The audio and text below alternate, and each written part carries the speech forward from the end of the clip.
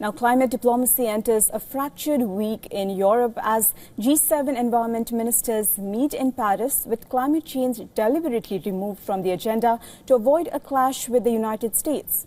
French officials said the two-day meeting would instead focus on less divisive themes such as ocean protection, biodiversity finance, forests and desertification. The move comes after President Donald Trump withdrew the United States from climate agreements and rolled back environmental protections after returning to office in 2025. Activists accused the G7 of retreating at a time of escalating planetary risk. Climate Action Network said a bloc moving at Washington's pace cannot credibly answer the crisis of the century.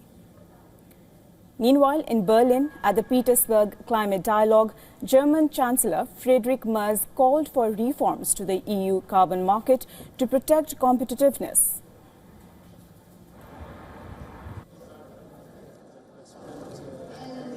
Climate protection must not endanger the industrial base in Germany and in our countries. A transformation that leads to deindustrialization will not find acceptance among the people, and it will eventually hamper innovation. On the other hand, French leaders of the European Parliament cited the West Asia war as proof that Europe remains dangerously dependent on hydrocarbons.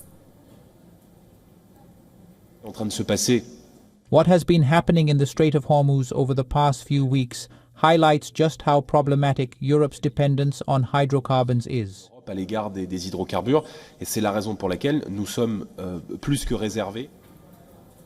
Now, the diplomatic caution in Paris contrasts sharply with a separate summit beginning on April 24 in Colombia's Santa Marta, where more than 50 nations will attend the first global conference dedicated to phasing out fossil fuels.